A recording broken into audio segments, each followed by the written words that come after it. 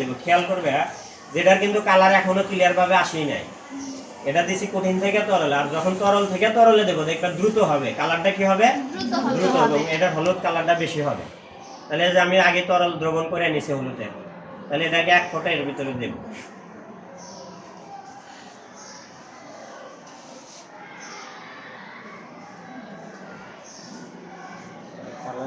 হলুদ ভালো না। আচ্ছা এটা দেখো, এটা দ্রুত সরে গেছে না, এটা সরা পরিমাণটা কিন্তু খুব এটা এখনো মাঝে ফাঁকা আছে, কিন্তু এটার কালারটা খুব দ্রুত সরে গেছে। তাহলে এখান থেকে প্রমাণিত হলো কি বলো, তরল থেকে তরলে ব্যাপন হার কি কঠিন থেকে তরলের চেয়ে বেশি। ক্লিয়ার বিষয়টা? আর যদি এটা বায়বীয় গ্যাস দিতে, এখানে যদি আমি একটু স্যান্ড সরিয়ে দিতাম, দেখতাম না খুব দ্রুত কি পুরো রুমে সরিয়ে পড়ে, খুব দ্রুত সরিয়ে পড়ে।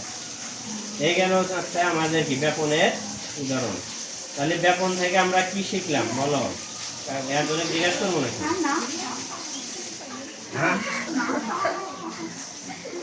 তোমার যে ভিডিওতে দেখানো হবে না, কিন্তু উত্তর দাও, এটা তো শোনা যাবে। দেখি বলো হয়, ওই যে তোমার পাশে তো বেশি ওখান থেকে বলো, আমি এখান থেকে প্রশ্ন করতেছি, তুমি জাস্ট বলো এটাতে কি আছে বলো, এটা কোন দ্রবণ থেকে কোন দ্রবণে গেছে? তরল পদার্থের ভিতরে কার ঘনত্ব বেশি এখানে, কঠিন না তরলে? কঠিনে। তাহলে এটা কি হয়েছে, বেশি ঘনত্ব থেকে, তাহলে এই প্রক্রিয়ার নাম কি? ব্যাপন প্রক্রিয়া। এটাও কিন্তু কি একটা ব্যাপন প্রক্রিয়া, কারণ এটা গেছে কি তরল থেকে তরল মাধ্যমে। আচ্ছা তাহলে এই দুইটার মধ্যে তুমি বলো, এই দুইটার ভিতরে কোন গ্লাসের ব্যাপন হার বেশি হয়েছে? এটার বেশি হয়েছে না এটার বেশি ব্যাপন হার?